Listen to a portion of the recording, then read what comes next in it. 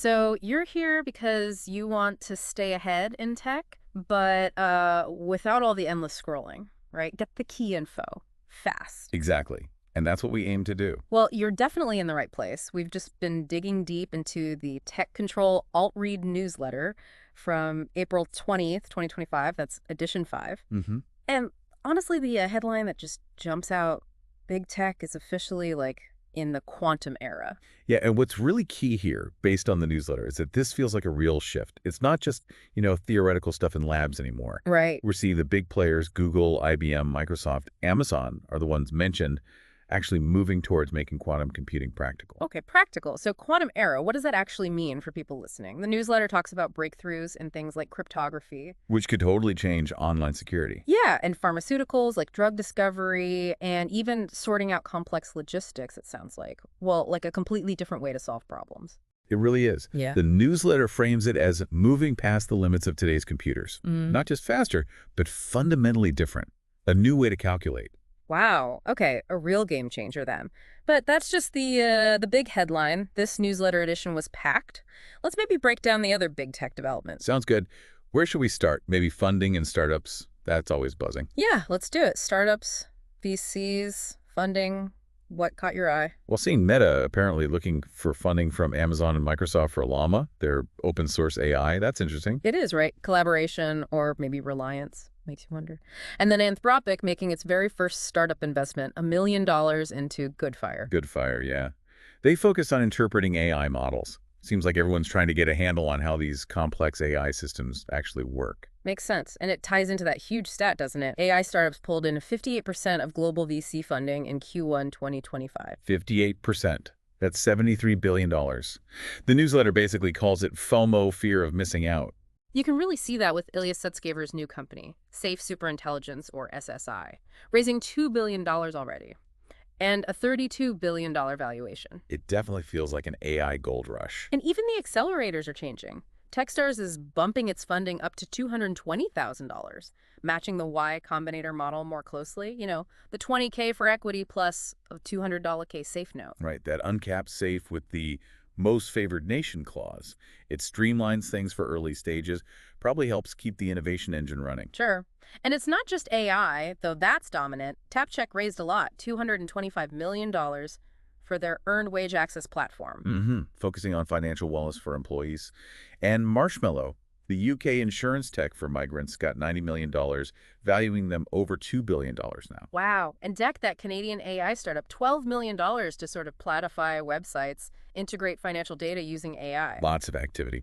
And don't forget Ryan Breslow, Bolt's founder. Oh, yeah. Launching a new digital payments app, taking on Coinbase, Zelle, PayPal. Ambitious. Very. Okay, shifting gears a bit, what about acquisitions, IPOs, corporate strategy? Well, OpenAI is reportedly in advanced talks to buy Windsurf. That's an AI coding assistant. After missing out on AnySphere cursor. They really want that coding capability. Looks like it. Over $3 billion is the reported figure. And Lyft is making a big move into Europe. Buying free dollars, right? The German mobility platform from BMW and Mercedes-Benz, about $197 million. That's significant expansion. Definitely.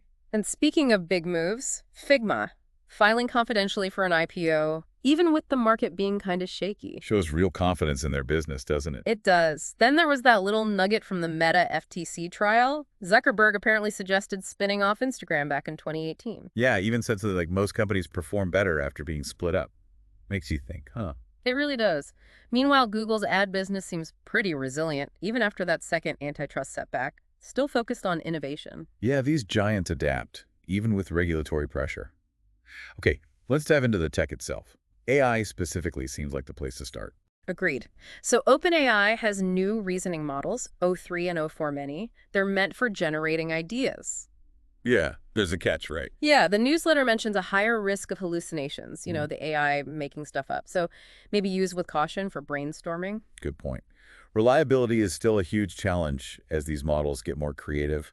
ChatGPT also got new features. It did. Memory-based personalized web search, which sounds interesting, and something called flex processing for cheaper handling of simpler tasks. And it was the most downloaded app globally in March. Yep. Massive adoption.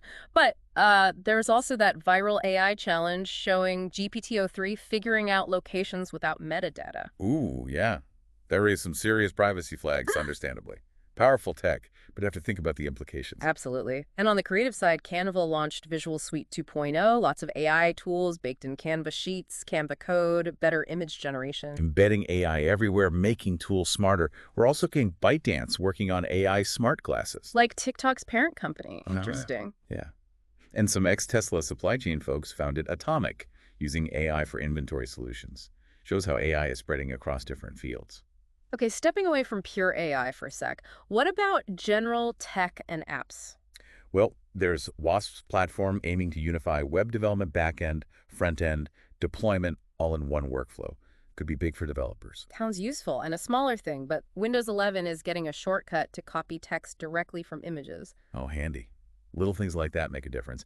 And Google Search changing its domain structure. Right, dropping the country-specific domains like .co.uk and redirecting everything to google.com for more consistent global results. Makes sense.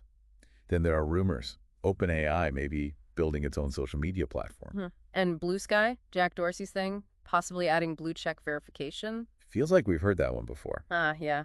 And for EV fans, Zeekr's 007 GT sounds pretty wild. 10-minute charging, over 500 miles range. Yeah, the specs are impressive. Shows how quickly EV tech is moving too. All this needs infrastructure, though. Let's talk cloud. Okay. AWS launched something called the Well-Architected Generative AI Lens. Sounds like guidance for building secure, scalable AI in the cloud. Which is definitely needed with how fast Gen AI is moving, tools to help manage it properly, and OpenAI's Stargate project, $500 billion. Yeah, with Oracle and SoftBank, they're apparently looking at expanding internationally, UK, Germany, France, for AI data centers. That's huge. Just shows the sheer scale of computing needed for advanced AI. And Anthropic setting up a dedicated team just to grow its AWS business. Underscores how linked AI development and cloud providers are. Definitely. And Huawei's making noise with its AI Cloud Matrix 384, claiming it's faster than NVIDIA's top system. Though the newsletter notes it's pretty power hungry. Right. And on the other end of the scale, a tiny startup is trying to challenge cloud storage giants like Wasabi and Backblaze with a sovereign EU solution at low prices. Love a good David versus Goliath story. Okay, all this tech brings us to security. What's happening there? Well, a big one. Apple warned about exploited zero-day flaws in iOS. They pushed an update for 2 vulnerabilities used in extremely sophisticated attacks. Oof.